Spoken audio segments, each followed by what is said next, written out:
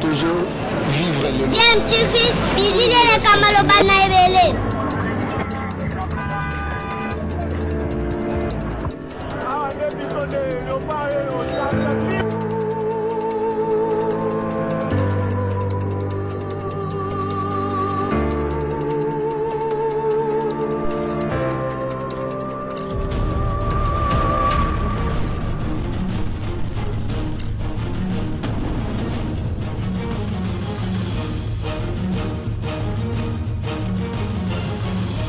DMTV toujours en avant.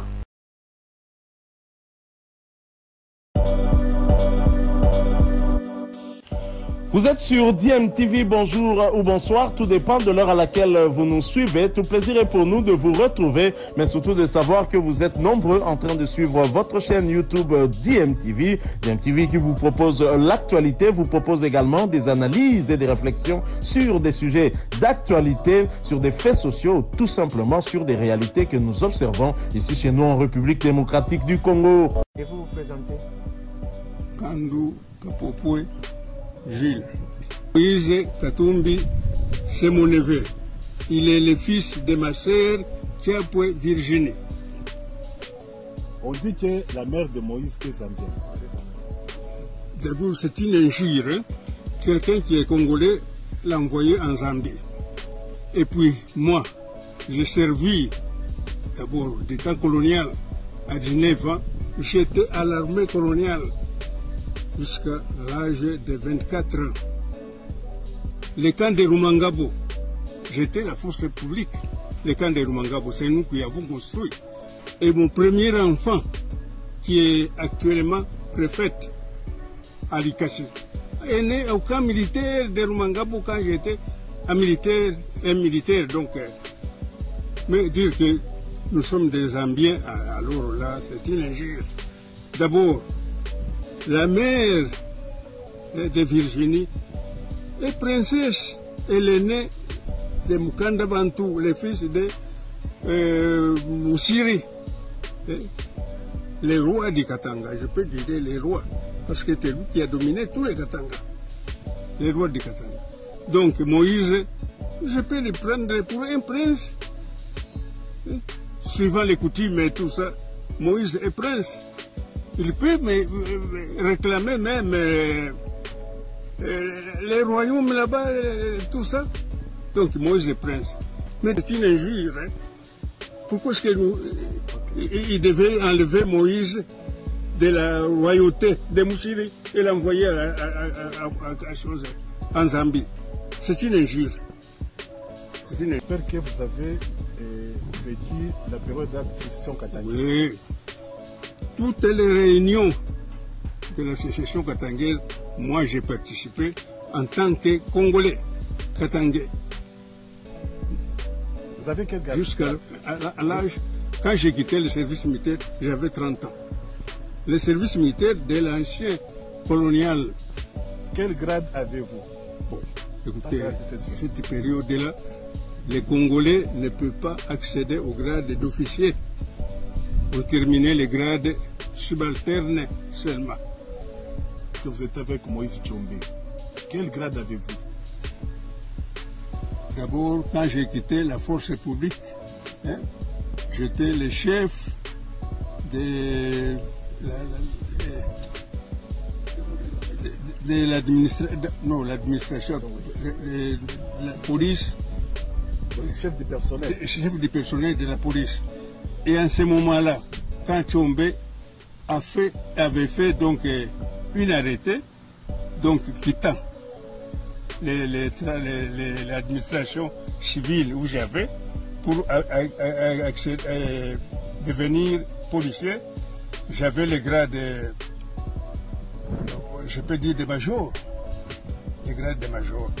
Et puis ensuite, il y a eu des nominations et Tchombe était nommé colonel.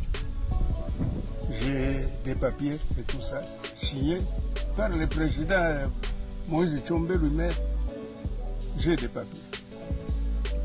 Pourriez-vous nous expliquer votre expérience après la sécession?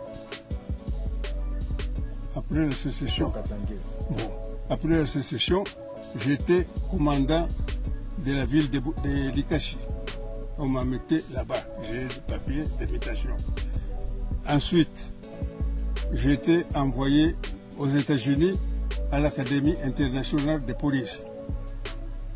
Quand j'ai terminé là-bas, je suis rentré, je suis allé à Kinshasa pour quelques mois. Et ensuite, l'arrêté du ministre de l'Intérieur, Tshisekedi, à cette époque-là, c'était Tshisekedi qui était le ministre de l'Intérieur, et celui qui a signé même les papiers. En tant qu'inspecteur, je suis allé au Kivu. Et du Kivu, en 70, j'ai été muté pour les Kassai. Et là, j'avais 5 territoires que je devais contrôler. Lubef, Katagokombe, Lodja, Lomela et Kole. Les 5 provinces-là qui étaient sous mes ordres. Donc partout, j'ai mis des hommes à moi. Et je devais passer partout. Suivre donc les formations. Oui, pour la police. Oui. À l'Académie internationale de police à l'États-Unis. Oui. Alors, quel brevet avez-vous eu à cette époque-là? Des brevets. Le premier brevet, j'étais spécialiste de tir. Je l'ai dit fonctionnaire, officier de police congolais qui était avec moi. J'étais le seul à avoir ce bulletin-là de tir, donc des qualifications de tir. Ça, un. Deuxième brevet, c'est celui de maintien de l'ordre. Quand il y a des troubles et tout ça, on doit comment intervenir, comment dégager ces histoires. Voilà, ce sont les deux brevets. Un pour le maintien de l'ordre, l'autre pour le tir. Il est qualifié, je l'ai à la maison. Je crois que même mon neveu, Moïse, il avait lu mon premier test à Goma, chez M. Paquet, qui était le directeur, donc, le chef de poste de télécommunications. J'ai fait l'examen là-bas. On m'a répondu que j'ai réussi ce test-là. Il était militaire. Quand j'ai terminé, je suis engagé ici à Lubumbashi, donc au poste de télécommunications. Et les bureaux de centrale de réception radio de la Caravia, nous sommes les premiers à ouvrir donc les bureaux là de radio et tout ça de Caravia. Caravia Lubumbashi. Nous sommes les premiers. Il y avait un à Kilovelobe, c'était la mission, le centre de réception radio à Caravia. Quand j'ai terminé avec la police, hein, quand on a unifié la police est devenue gendarmerie. C'était en 72-73. Alors, moi, je n'ai pas voulu entrer dans la gendarmerie. Là, ça devenait